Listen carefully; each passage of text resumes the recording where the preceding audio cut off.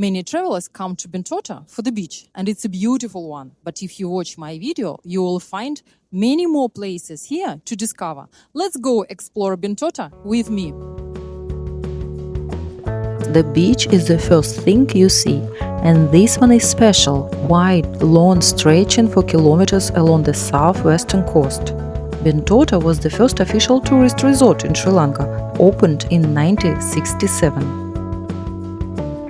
Bentota isn't a famous surfing destination, but there are still a few spots here where you can catch a wave.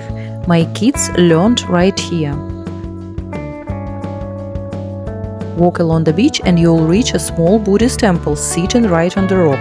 It's a peaceful, soothing place. You can come here to meditate. And if you walk through the temple to the other side of the rock, the view will take your breath away. The town itself sits where the Bentota River meets the ocean. From the bridge connecting Bentota and Alutghama, you get one of the most beautiful views of the river. A boat ride here is one of the most popular experiences for visitors, and a chance to see nature up close. The river takes you through mangrove forests, natural oxygen factories that protect the coast and shelter countless species. By boat, you'll pass a giant Buddha standing on the riverbank. I always take a moment here to thank life for the beauty I get to see. For those who like a bit more adrenaline, the river also offers jet skis and water skiing.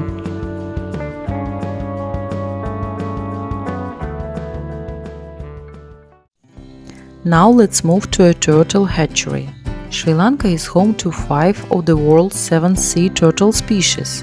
Mother turtles come ashore, lay their eggs in the sand and return to the sea, leaving the babies to find their own way back to the ocean.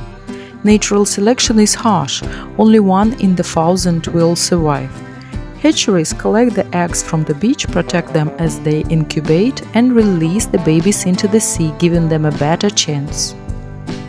And these big turtles were rescued, injured by fishing nets or boats. They wouldn't survive on their own anymore, so this is their home now. We start by buying flowers, a traditional offering to the Buddha. Then we climb the grand staircase, and above us rises a giant Buddha statue. This is Kande Viharaya, a temple in the neighborhood town of Alutghama.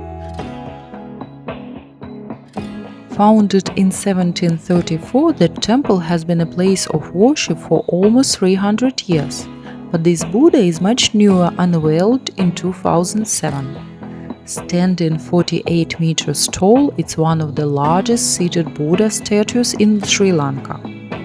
His hand touches the earth the moment Buddha reached enlightenment. Walking through this temple is a quiet pleasure, both spiritual and visual. The walls are covered in carvings telling the life of the Buddha.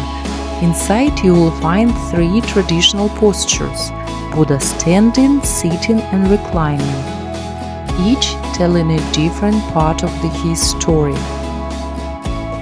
Near the temple lives an elephant, kept here for the annual Perahera procession. Now we are walking in one of Sri Lanka's most beautiful gardens, Lunuganga.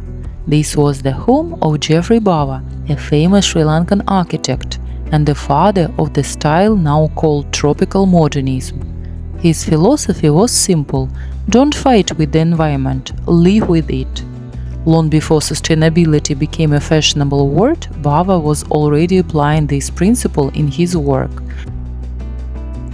In Lunuganga, rooms have wide openings instead of solid walls, so air moves through freely, cooling the spaces without electricity.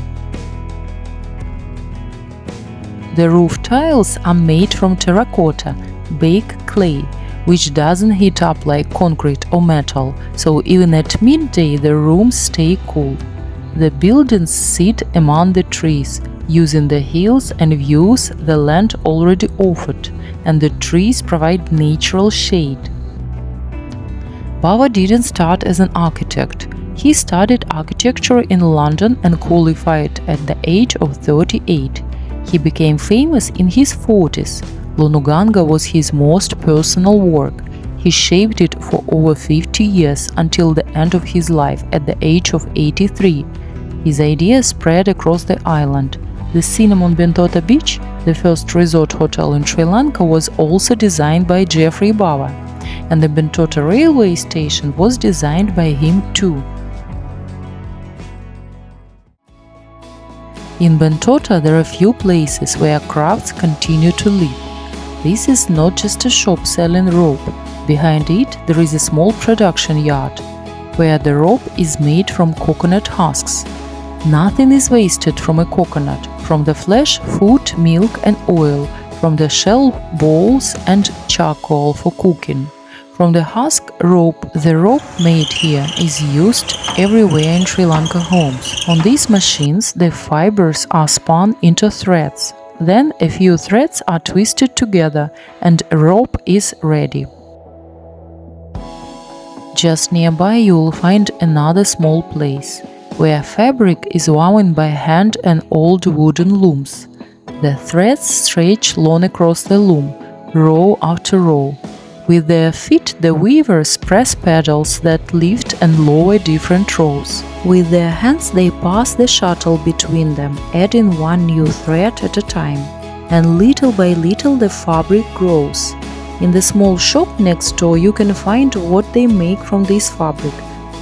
Traditional cloth like sarongs and saris and band linen. We came to Bentota Wood Carving Center. Here you can watch how wooden pieces are made by hand.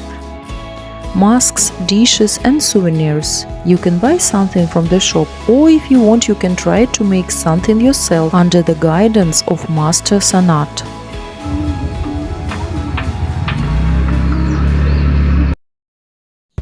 And this the place is for travelers with a soft heart. Right by Bentota beach there is a shelter called Dog Passion Lanka, home to about 100 dogs rescued from the street. Some of them are disabled, but here they are safe. The shelter welcomes visitors. The dogs love attention. You can spend time with them, play or help the shelter in any way you can. And sometimes miracles happen here.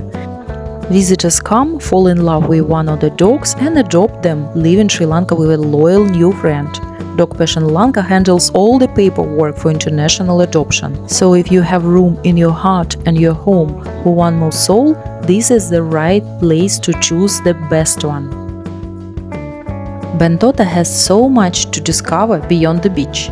Thanks for watching, and if you enjoyed this video, give a like, comment and subscribe to my channel.